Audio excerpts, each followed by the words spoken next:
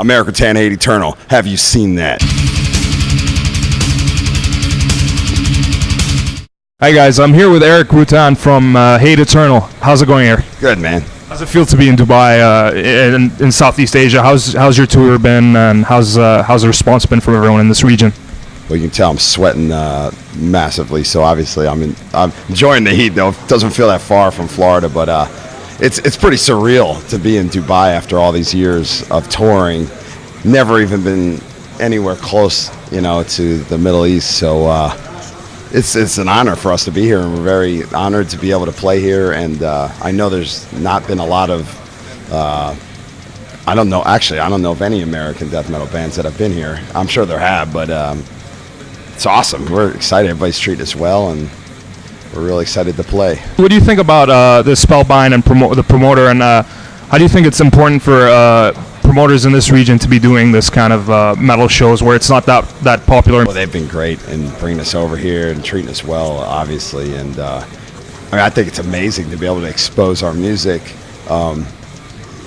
in countries that don't normally go to. I've been touring for 20 years and never even had the opportunity to come over here before. So for us to be here and have them step up and bring us here is pretty phenomenal. I think obviously it might be tough, I think, at first, to break open the ground or the territory, but everywhere starts that way, doesn't it? And then you just break it in and get more bands coming, and guys like me saying how awesome it is to play here and be here, spread the word, and hopefully more bands will do the same, follow suit. So it's pretty incredible. This whole trip for us has been pretty surreal, just playing Malaysia and Thailand and Indonesia and Korea. Never thought I'd play any of these countries, so for us to play these countries and the fans, have been incredible. Bringing stacks of CDs. I forget how many CDs I've actually been a part of, but it's been really cool. As a lot of people are saying, "Hey, man, this is my one shot to meet these guys, so let's take advantage of it." So it's been really incredible experience. It's grown to the point where people look at death metal bands, from Florida, I guess, of like, wow, well, Florida is kind of a mecca of death, Morbid Angel and Cannibal Corpse and Deicide and Malevolent Creation and Hate Eternal and Obituary, and it just keeps going. I think it's been consistent, and I think that a lot of music goes through trends, and I don't think death metal's ever been trendy. It's like just a form of music that I think everybody that plays death metal just kind of got into it with the love and passion of the music. If somebody told me 20 years ago, "Hey man, you're gonna play in Dubai someday," I probably people like killer, but what are the odds of that? So when I think about my whole career, I think, wow,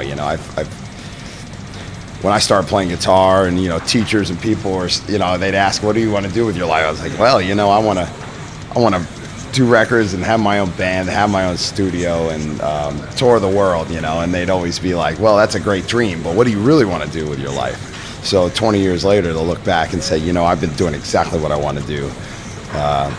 Most people don't have that opportunity. So I think that being in death metal and the loyalty of the fans, of this genre, the genre, people have been saying for years. I remember many times people said, death metal will die, death metal's done, and this and that, and other forms of music sell more records and make more money, but I never gave a shit about that. Yeah, I didn't start a band like Hate Eternal because I was concerned about money or record sales. I did it because that's what I felt, the passion of playing this music. So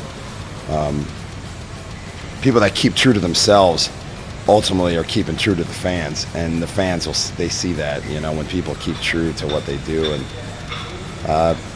that's what I've been doing, and so far it's been working pretty well, I think. You guys just put out a new album, Phoenix Amongst the Ashes? It's been great, man.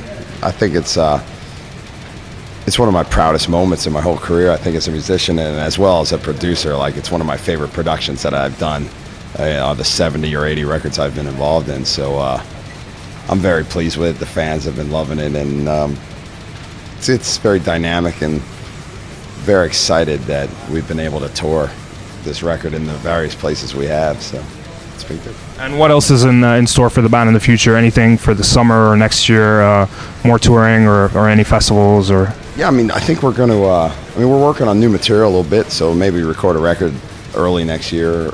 In the meantime, hopefully go to South America or Mexico, maybe Europe again or U.S. But we'll see. We'll see. I got a lot of productions coming up in the studio for the summer, so I'm producing Belphegor and then producing Devourment after that. So for the next couple months, I'll be busy in the studio, but we'll be touring a little bit more for this record for sure.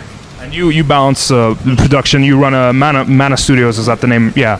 How do you balance that with your band? Just tough scheduling. Yeah. Well, I schedule everything way in advance. Like all this has been scheduled for 9 months. Almost a year. So pretty much I plan out my year 6-9 months in advance. Sometimes I miss out on tour opportunities. Sometimes I miss out on record opportunities. But I've got 2 other guys that work with me as well. I have a guy, Brian Elliott. He works at the studio. He mixed the last Exhumed, and he's done a ton of records. He runs the studio while I'm gone. My other guy, Robert Caldwell, he's out here doing sound for us right now, so he works with me in the studio as well. So I just try to do everything I can and do it the best I can, and it's a good thing, a music-related thing to have on the side, and we're trying to get that here also in the Middle East, or maybe in this whole region here. We need more people doing studios. And you think it's a tough thing to start initially when you started out? Oh yeah, it's tough. I mean, now when I started, it was like a storage facility, not a lot of gear, but hundreds of thousands of dollars later, it's become I got a room and a B room. Now we're gonna a C room. It's 2,500 square foot, big place, and we've done like over 100 records now, not including demos and EPs and other stuff. So everything I made with Morbid Angel, Hate Eternal, and the studio, I just put right back into the business, and now we've got a lot, and doing all the bands that I want to do, and man, I mean, what can I complain about, really? Things are good times, good times. Well, I want to thank everybody here for bringing us over here, and it's been an amazing experience, life experience as well as touring experience. But thank all the fans for all the support. Without them, I wouldn't be here. So, and the one thing I tell them all is, I'll never let them down, man. I keep true to what I do. I keep true to my word, and I'll keep doing what I'm doing. As long as they keep caring, I'll keep being here, keep playing.